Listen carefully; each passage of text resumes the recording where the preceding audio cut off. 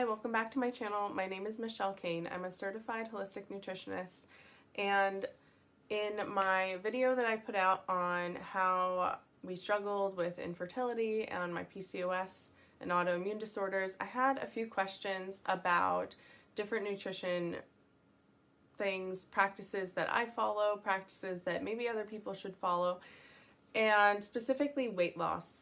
Now, when talking about weight loss, it is probably the trickiest area of nutrition, and I say that from the standpoint that weight loss in and of itself is extremely simple. It literally is as simple as calories in, calories out. I know people say that doesn't matter, but calories absolutely do matter. They're everything. Some people have a slower metabolism than others. Now, the quality of calories is where it really matters, where you're getting your calories from. However, you can get just as fat off healthy foods as you can unhealthy foods like fast food Twinkies. The difference being that when you fuel your body with junk food, your body literally craves more, and to the point where you're just consuming way more than you realize. Versus when you are giving your body what it's actually craving, you don't have cravings, if you know what I'm trying to say here. So there's a lot of stuff I've seen lately on social media about binge eating. And there's so many trends on like intermittent fasting, how there's so many people are touting intermittent fasting for your health. I could go all over the place here. So I think I'm going to start with intermittent fasting and kind of talk a little bit how that can lead into binge eating. Now, intermittent fasting, there's no doubt there are certain health benefits to doing it. However, it is very damaging for women because it really messes with hormones, but it can also be really damaging for men because men also have hormones that can be affected by it, but also every human being has the hormones ghrelin and leptin. They are the hormones that tell your body when you should eat and when you should stop eating. Now, you'll hear people say like, oh, my metabolism is broken from chronic dieting. That's not really a thing. Your metabolism does not get broken. That doesn't happen. What does happen is you ignore your body's signals for so long from either chronic dieting, like the starvation. Intermittent fasting is no different, to the point where your body has completely just lost trust with you. And you no longer have those signals of, oh, I should stop eating because I'm full. Because you ignored your body when it was hungry. It's the same as when you're full. You're not consuming your food slow enough. You're not giving your body enough time to realize, oh, I've had enough. So in regards to all these people talking about binge eating, that's normal. Binge eating is actually just a normal bodily reaction to your body not getting something. It's not necessarily food. It could be the proper amount of hydration. It could be stress. It's your body telling you something. And I think a lot of people, because I think it's viewed as an eating disorder, binge eating disorder. Yeah, okay, I guess it is. You know, there's emotional eating too, which isn't too different from binge eating if you really think about it, like take a step back and look at that. But my whole point and purpose of pointing this out and trying to like bring it to light on my channel is the fact that dieting is not a good idea. I'm very anti-diet. If you are trying to lose weight, because I also got the question here, do I need to count calories or should you count calories? I hate counting calories. If someone's trying to lose weight and they like counting calories, I will say go for it. I think that's a great idea. Whatever you need to do to be your healthiest and lose the weight. The reason why I am personally against calories, not for myself, but for other people who come to me and they ask my advice, or if they would come to me and want nutrition counseling, I would say no to counting calories simply from the standpoint that it really causes a hyper focus on one thing. when your focus should be on your health and your nutrition goals. Are you getting enough protein? Are you getting enough healthy fats? Are you taking your daily supplements and getting your daily exercise? There's so many more important things than these numbers. I think the numbers are very distracting. Like I said, that's not for everyone. Some people, they really thrive on that. They want to see the numbers. It gives them whatever positive feedback, mental feedback that they like. But for the majority of people, I feel like numbers is kind of a trigger. And unless you are very detached from food and you aren't a chronic dieter or you haven't had that history, that past history, it can just be a little overwhelming and cause a hyperfocus. So I would prefer to focus on other things. And for me, counting calories, I just don't like doing it. I know what I need to be eating, and that's what I do. Now, I have been the same weight for probably pushing, I don't know, 18 years? Yeah, probably. Unless I've been pregnant or breastfeeding, then my weight goes up, but it always comes down to the same point, and I've never counted calories. Now, one thing I have done, and this might be a good idea for you too, if you are like me and have an autoimmune disease or other health issues, is I have kept a food journal where I have recorded what I've eaten for like maybe a few days or a week or 2 weeks at a time, only to find out what the heck is setting my body off. If I have like some kind of crazy digestion issue going on, or you get an autoimmune flare, and you have to really think back over the last 3 months, really, what has happened in my life that could have been incredibly stressful, maybe caused me unnecessary anxiety that would have caused this trigger or this flare. What did I eat? Maybe you've dealt with the loss of a loved one or a pet, or job situations, whether it's your spouse's or your own.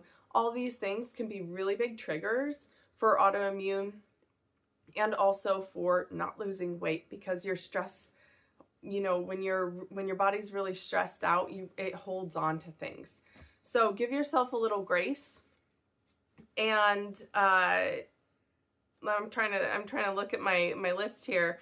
So we talked about counting calories. Again, that's really personal. That's really up to you.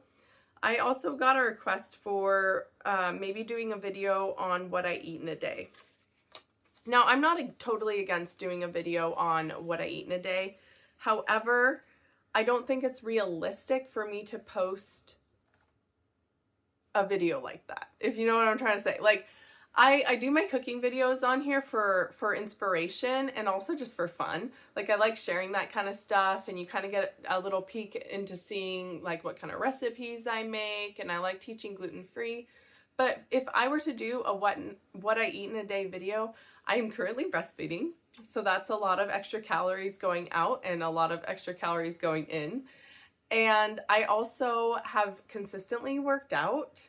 I'm talking hour-long bar sessions 3 to 5 times a week for the last 13 years. So my metabolism, my muscle mass, my body, I'm used to burning a lot of calories. I can consume a lot of calories because I'm a highly active person. And for the anyone else, that's not necessarily going to look like anyone else. And I do have autoimmune flares. The only time I have really missed working out is if I have been down and out with being sick, down and out with having an autoimmune flare, or I just had a baby. And even then, there's something I can do. There's something I need to do physically so that I don't spiral into depression. That's the number one reason why I personally work out, and I don't feel good when I don't work out. So currently right now, I'm doing bar workouts 3 times a week because I just don't have time to do more than that. And on the weekend, I will maybe get one good walk in, like a 3 to 5 mile walk. But even then, the weekends are so crazy, especially in the summer. I'm just busy out doing yard work, or we're doing so much family stuff. I don't have time for more exercise than that. But again, I can, take snapshots for food inspiration, but I wouldn't want anyone comparing themselves to me And I wouldn't want anyone comparing themselves to other people that they see on social media, because you can't compare yourself to a 30-year-old gym rat with no kids, where that's literally all their life is, and they're getting 10,000 steps a day or whatever this is that people are talking about that they need to do, which is totally unnecessary. You don't need to walk 10,000 steps a day and be healthy. But if that makes you happy, go for it. If that's the only exercise you do, yeah, you probably should do, as many steps as you can. I'm not saying that many, but, I think you get my point. How many carbohydrates should you eat in a day? This is completely dependent on the person. If you have diabetes or another, specific health issues, then everyone's carbohydrate demands are different. What you shouldn't do is cut them out completely. Again, the carnivore diet, the keto diet, they are very trendy. People have experienced great success with weight loss, but there's a whole host of health reasons why those diets are very unhealthy for the majority of people. Now, if you are trying to control epilepsy, the keto diet's great. The carnivore diet, I see no benefit in. I think that it, over time, can completely destroy your gut microbiome, because you need fruits and vegetables, you need fiber, you need probiotics, and you're not getting any of that from meat. And I know that's a super unpopular opinion. I hope I don't get a bunch of hate in the comments, but let it roll. That's my opinion. Now, women specifically need carbohydrates for a healthy thyroid. Everyone needs carbohydrates for a healthy thyroid, for your brain health, for everything. Now, the difference being is, again, if you have diabetes or if you're insulin resistant, you want to limit your carbohydrates, but at the same time, that doesn't mean cut them out completely. And it might not be even lowering them. It might just mean that you're changing your carbohydrates. A lot of people think that all carbohydrates are created equal, and that is not true at all. Because if you're eating whole foods, if you're eating vegetables and fruits are going to make your insulin go up a lot more than vegetables, less than grains and things. But vegetables are going to be like a nice soft curve. And what I tell people is get your carbs from whole foods, but also eat them with protein, eat them with healthy fat. All of that's going to slow down your digestion and make your blood sugar more stable. So you don't overthink it. Judge it largely by how you feel, but don't cut them out completely. And again, every person is going to be so different, especially in this department. I eat more carbs now more than I ever have. And that's with me having PCOS. But again, it's because I've been working out consistently for 13 years. I am breastfeeding. And when I'm pregnant and breastfeeding, my demand for carbohydrates is also higher. So I don't have a fear of any foods. I don't feel guilty eating pizza. I don't feel guilty eating oatmeal. But if I ever felt like bad or sleepy or just off after eating a certain food, because I'm so in tune with my body, I'm going to take a mental note of that and avoid that food for a while. Maybe I'll try it again, or maybe I'll just eat it, differently next time. So you just don't overthink things, just listen to your body. Now, I also got a question if eating fruit every day is okay or just for treats. I'm sorry, I'm getting over a cold. The kids bring home everything from school. I eat a lot of fruit, and my kids eat a ton of fruit. It is our dessert, though, I will say. Occasionally, oh my goodness. Okay. Whew, sorry. I had to get a drink. Now, occasionally I do like to make treats, and I don't even make treats because my husband and the kids and I demand them. I just like making treats. I love baking. It's like therapy for me. It's just super fun. I have always loved baking. When I was a little kid, I used to want to be a pastry chef. But honestly, when I make a treat, if you see videos on my YouTube for desserts that I make, we will literally have like one serving of it and then it goes in the freezer. Just because I know we're not going to be able to eat that, and we don't eat it very often. So our main dessert is fruit, And yes, the kids eat quite a lot of it. When I was pregnant, I think we ate an entire giant size Costco watermelon every single week because I had never been pregnant in the summer. And I was just like, I've never had like a Jamba Juice. I've never had any of those really high sugary, you know, beverages out and about. It is really all we do. Like if at home, I don't even buy ice cream. We just have fruit smoothies with like protein and peanut butter and things like that. And I'll sneak like frozen cauliflower rice in it, or I'll do spinach and it turns it like bright green, and I tell the kids it's a monster smoothie and they think that's hilarious. So like fruit, don't be afraid of it. I did have a friend who was a personal trainer, and she told me this, and take it for what you want, I guess. But she said, fruit won't make you fat, but it won't make you skinny either. Like there's nothing wrong with it, okay? It's loaded with antioxidants. It's loaded with, you know, enzymes and really healthy stuff for your body. But again, if you are if your blood sugar is sensitive, have peanut butter with your apple. Don't eat bananas. Don't eat the tropical fruits. Stick more with berries and, you know, fruits with a lot of fiber. If you're worried about your insulin, or if you're worried about, you know, wanting to lose weight, berries are the best fruits for weight loss. But don't eliminate them because they're so good for you. They're so healthy. We need that.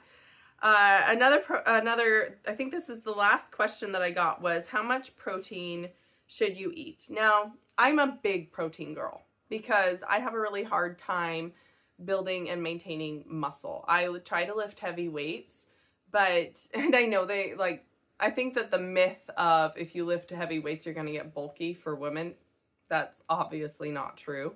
I think that over the past decade, that has completely been proven wrong, and you should not be afraid to lift heavy weights. I mean, you lift your kid and you got 50-pound kids.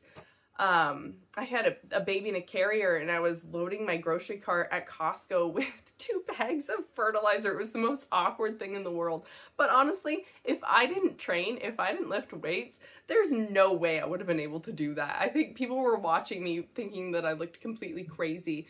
But I think that if you want to build muscle, if you want to live a really healthy life, you need, the more muscle you have, the more calories you can burn. Fat on your body is not thermogenic. It does not burn calories. The more muscle you have, your muscle is what burns the calories that you use in a day. Now, that's a whole nother video in of itself, because there's just, like, if you want to know about that side of like bodybuilding or weight loss, I can do a video on that. That's fine. But as far as protein goes, the recommended daily amount for women, I think it's so low. It's unbearably low. I think it's either 45 grams of protein or 55 grams of protein a day. And I think it's up to 65 for men. And that's ridiculous. That's way too low. You should be having at least 30 to 40 grams each meal. If you have 3 meals a day, you should have 40 grams of protein at each meal. If you have 4 or 5 meals a day, shoot for 20 or 30 grams of protein each meal. I personally need to do, at least right now with breastfeeding, I need to do 4 meals a day and a snack. Because if I tried to do 3 meals in a day, I'd pass out. I'm hungry every 4 hours. My first meal a day is at 5 a.m. By 9 a.m., I'm hungry. Some people, that's when they're having their first breakfast. That's my second breakfast. So 9 a.m. and then 1 or 2, I need my third meal. And then I usually eat my last meal around 5 o'clock, or I'll have like a snack. And that's the last time I will eat in a day, is like around 5 or 6. I can't eat later than that because then I just don't feel super great going to bed. So I hope this answered some of your questions. Again, it's very broad because no two people are alike. We're all like snowflakes. We're very unique. But we're all still human. So the same general rules apply. Anyway, I hope you enjoyed this video. Please let me know what you would like to see in the comments, and leave any questions that you have down below for me. I love them so much. All right, take care, guys. Bye.